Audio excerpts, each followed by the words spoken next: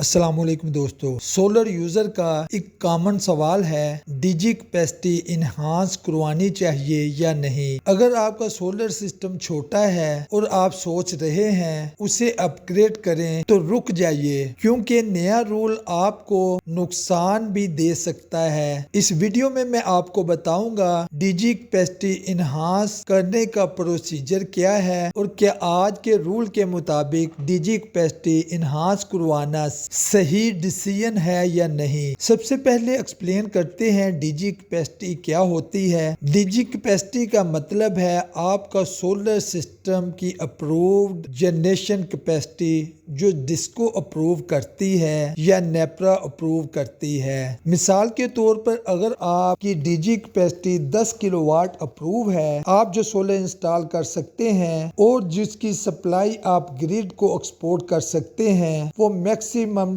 10 तक हो सकती है। डीजी कैपेसिटी की इनहांसमेंट कब होती है? जब यूजर अपना सोलर सिस्टम अपनी अप्रूव्ड कैपेसिटी से ज्यादा लगाता है या अपना सिस्टम जो है वो अपग्रेड करता है। सपोज आपकी डीजी कैपेसिटी 10 किलोवाट अप्रूव थी और आपने जो सोलर लगवाया वो 15 किलोवाट का था, या आप अपने पुराने सोलर को 15 किलोवाट तक इनहांस करना चाहते हैं, तो इस केस में यूजर को डिस्को से रिक्वेस्ट करनी पड़ेगी कि मेरी डीजी कैपेसिटी इनहांस की जाए, यानी 10 किलोवाट की बजाय मेरी डीजी कैपेसिटी 15 किलोवाट की जाए। डीजी कैपेसिटी इनहांस करवाने का प्रोसीजर क्या है? सबसे पहले एप्लीकेशन सबमिट होगी डिस्को को। मोस्टली डिस्को में ये ऑनलाइन एप्लीकेशन सबमिट होती है। इसके साथ सोलर सिस्टम के जो डॉक्यूमेंट हैं वो अटैच होंगे, इन्वर्टर की डिटेल अटैच होगी, प्रोटेक्शन सर्टिफिकेट अटैच होगा, ट्रांसफार्मर कैपेसिटी चेक होगी, अप्रूवल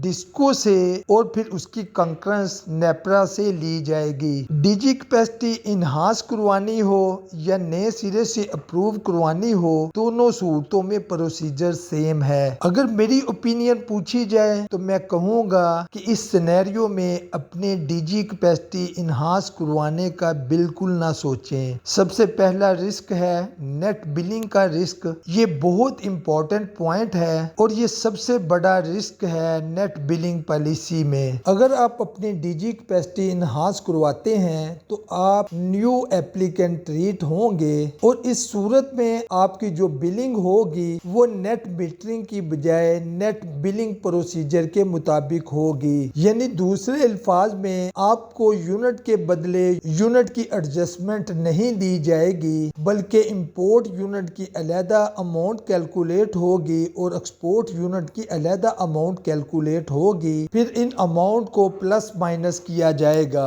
क्योंकि नेट बिलिंग में एक्सपोर्ट यूनिट की प्राइस बहुत कम होगी as compare to net metering. इसलिए ये बहुत बड़ा रिस्क होगा ओल्ड कस्टमर के लिए कि वो अपनी नेट मीटरिंग को खत्म करके नेट बिलिंग पे जाएं। लिहाजा मेरी ओपिनियन ये है कि अगर आप ओल्ड नेट मीटरिंग कस्टमर हैं तो आप कभी भी डीजी कैपेसिटी इनहांस करने का ना सोचें। दूसरी जो प्रॉब्लम है वो 80% ट्रांसफार्मर रूल है। सपोज अगर आपका ट्रांसफार्मर 100 kVA का है तो वहां पे जो डीजी कैपेसिटी अप्रूव होगी वो 80 kW अप्रूव होगी। अब अगर ट्रांसफार्मर पर ऑलरेडी 80% डीजी कैपेसिटी अप्रूव हो चुकी है तो न्यू डीजी इनहांसमेंट रिजेक्ट हो जाएगी। यानी अगर आप अपना सिस्टम इनहांस करते हैं इस पॉइंट ऑफ व्यू से कि आप अपनी डीजी कैपेसिटी इनहांस करवा लेंगे तो वो आपकी इन्वेस्टमेंट जाया हो सकती है और सिटी एरिया में ये प्रॉब्लम आप बहुत ज्यादा फेस करेंगे। इसका बेस्ट अल्टरनेटिव सॉल्यूशन क्या है? मेरी प्रोफेशनल ओपिनियन ये है कि डीजी इनहांसमेंट की बजाय एक सिंपल सॉल्यूशन यूज करें। इन्वर्टर में एक्सपोर्ट एमडीए लिमिट सेट करें, नेट मीटरिंग सेव रहेगी, solar system approve DG capacity से बड़ा भी होगा तो आपको नुकसान नहीं होगा। क्यों, आप मैक्सिमम इलेक्ट्रिसिटी अपनी प्रीमिसेस में यूज कर सकेंगे और जो एक्सपोर्ट एमडीए की लिमिट होगी वो आपकी डीजी कैपेसिटी के मुताबिक होगी। इसलिए आपको प्रोपोर्शनेट एक्सपोर्ट एमडीए की बेस पर लॉस नहीं होगा। सपोज अगर आपकी अप्रूव डीजी कैपेसिटी 10 किलोवाट है, इंस्टॉल सिस्टम 15 किलोवाट है, आप अपनी एक्सपोर्ट लिमिट को 10 किलोवाट पर सेट कर दें तो इस सूरत में आपकी जो एक्सपोर्ट एमडीआई आएगी वो मैक्सिमम 10 किलोवाट आएगी और आपको प्रोपोर्शनेट बेस पर किसी किस्म के एक्सपोर्ट यूनिट का लॉस नहीं होगा। अगर आप इन्वर्टर को अपनी डीजी कैपेसिटी के मुताबिक सेट करते हैं तो डिस्को की लिमिट को